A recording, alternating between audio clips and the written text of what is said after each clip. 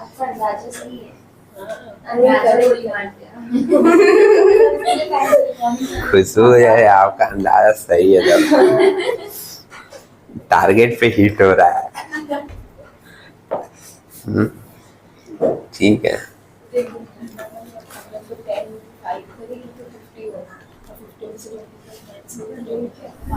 हाँ तो एक बार इधर भी देख लीजिए। क्वेश्चन नंबर 1 पेज नंबर 32 मिला।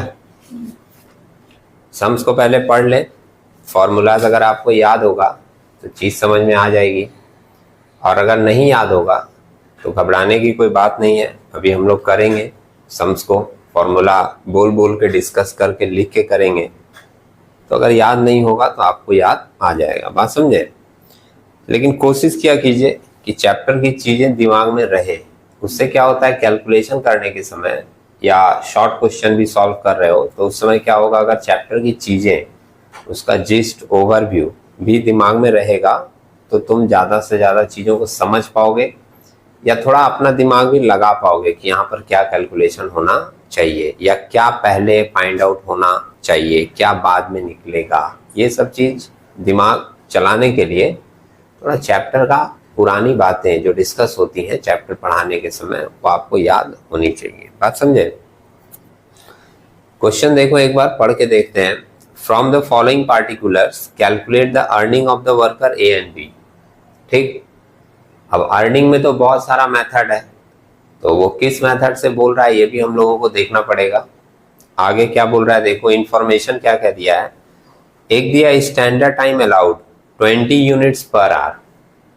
स्टैंडर्ड टाइम का मतलब क्या होता है, कितना टाइम तुमको काम करने के लिए दिया गया है।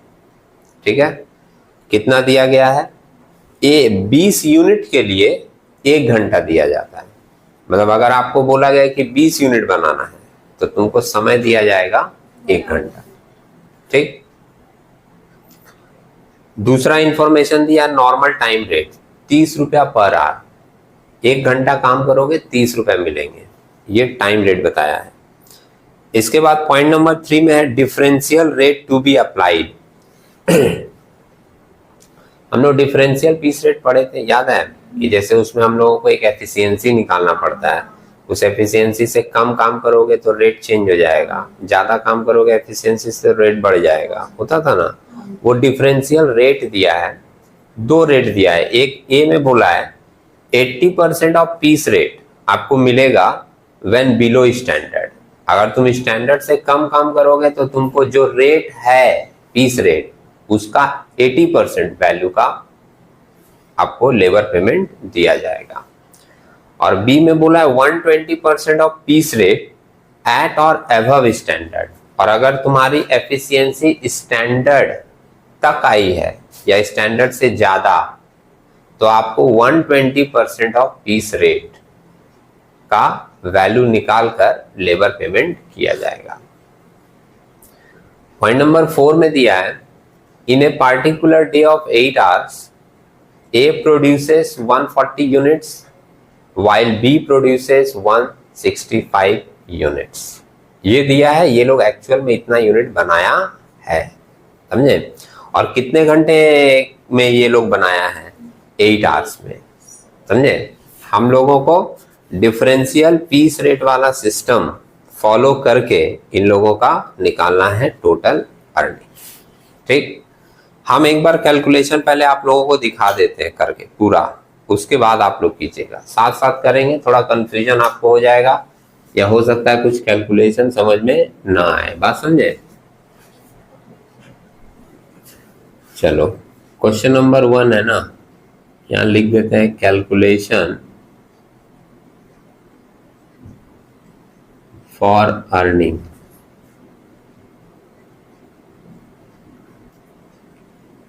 Of the worker A and B. 2 worker है ना, ओके।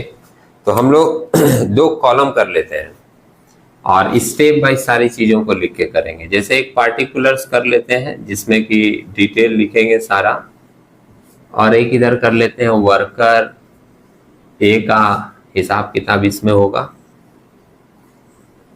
और एक वर्कर बी का हिसाब किताब करने के लिए एक दूसरा कॉलम। ठीक है, सबसे पहले इंफॉर्मेशन में देखो, 1 घंटे का रेट दिया हुआ है 30 रुपया, है ना, और 1 घंटे में कितने यूनिट बनते हैं? 20। तो अगर मैं पूछूं कि 1 यूनिट का रेट कितना होगा, उसी को तो हम लोग पीस रेट बोलते हैं, तो निकल जाएगा। कैसे निकलेगा? रेट दिया हुआ है आपका, इंफॉर्मेशन लिख रहे हैं, पीस रेट कैसे निकलेगा? रेट पर आर, है ना, डिवाइडेड बाय यूनिट प्रोड्यूस या यूनिट पर आर। ठीक, रेट पर आर कितना दिया हुआ है? 30 रुपया, और यूनिट कितना दिया है? 20 यूनिट्स। बी का अलग है क्या? कि बी का भी सेम दिया था?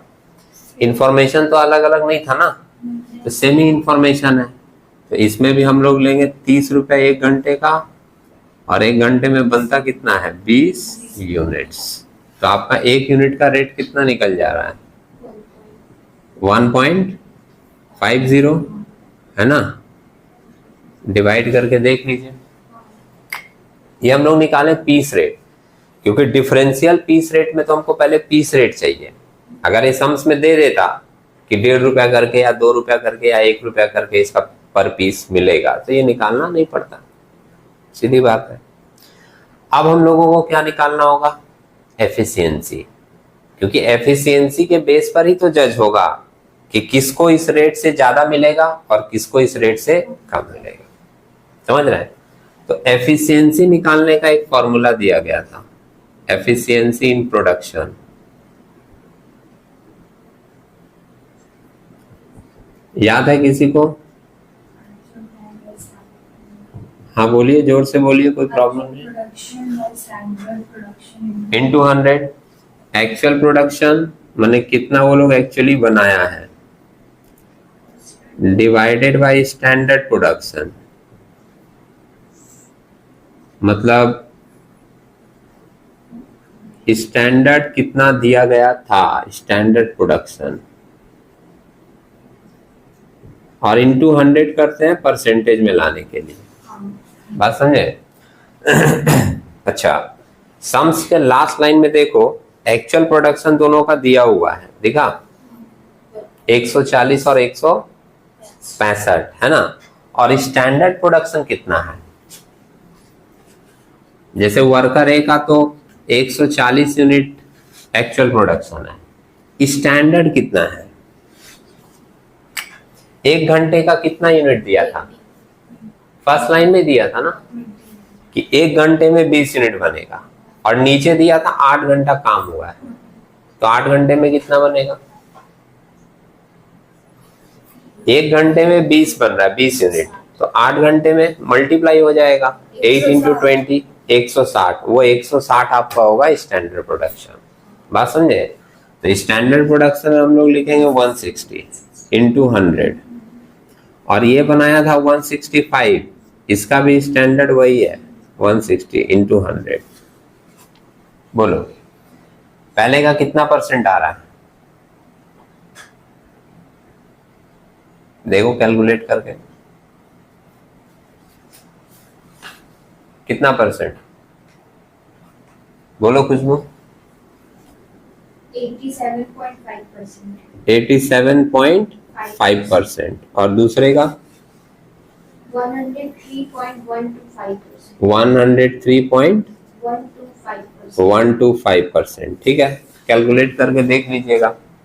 अब ये परसेंटेज के ऊपर बेस बनाकर हम लोग डिसाइड करेंगे। तो अब एक बार वापस सम्स में देखो, जहां पे पॉइंट नंबर 3 का इंफॉर्मेशन दिया था, उसमें क्या बोला था कि 80% हम लोग देंगे पीस रेट का व्हेन बिलो स्टैंडर्ड, और 120% हम लोग पीस रेट का देंगे व्हेन अबव स्टैंडर्ड, है ना।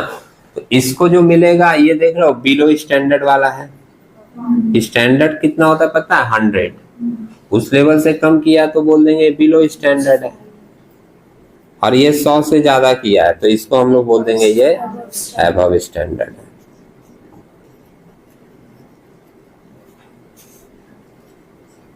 ठीक, अब हम एक पॉइंट लिख दे रहे हैं, पीस रेट अप्लाइड।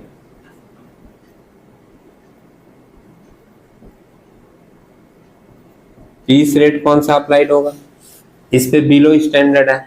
यहाँ देखो बोर्ड पे पीस रेट कितना निकला था 1.5, तो हम लोग इसको देंगे 1.5 का 80%। समझे, बिलो स्टैंडर्ड के लिए बोला है ना 80% देना है आपको, कितना आएगा। और ये एबव स्टैंडर्ड है तो इसको हम लोग देंगे 1.5 का 120%। ये 1 रुपया 20 पैसा आ जाएगा 1.20, कैलकुलेशन करके देख लेना। और ये जो है आ जाएगा 1 रुपया 80 पैसा 1.80। ठीक है, कैलकुलेशन दिखा दें, 1.50 इंटू 80/100 है ना, और यहां से अगर पॉइंट हटा देंगे तो इसके नीचे भी 100 आ जाएगा, है कि नहीं। तो इधर से अपना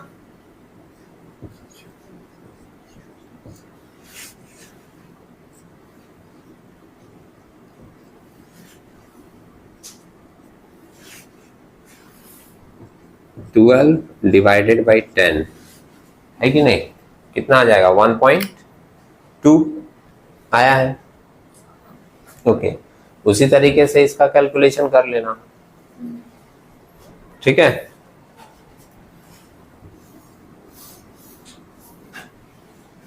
ये पीस रेट निकल गया। अब पीस रेट निकलने के बाद हम लोग क्या करेंगे, जितना यूनिट बनाया है उस हिसाब से इन लोगों का पेमेंट निकाल देंगे। Point number 4, earning of the worker. Piece rate का फॉर्मूला क्या होता था, number of pieces produce into rate of wages. Produced into piece rate, है ना। तो इसने कितना बनाया था वर्कर ए ने, 40. सम्स में दिया था लास्ट लाइन में 140 यूनिट्स एक्चुअल प्रोडक्शन था ना इसका, तो 140 इंटू 1 रुपया 20 पैसे के हिसाब से इसको देंगे, ये वाला रेट दिखा। आप कैलकुलेट कर दीजिए इसको। और दूसरे ने बनाया था 165 यूनिट्स, दिख रहा है, और इसको भाई हम लोग देंगे 1 रुपया 80 पैसा के हिसाब से। इसको कैलकुलेट कर दीजिए, अर्निंग आ जाएगा। वर्कर एक आया 168. 14 दूनी 28, हाँ 140 और 28 168, सही है। 297, ये हम लोगों का आया अर्निंग, मतलब टोटल अर्निंग।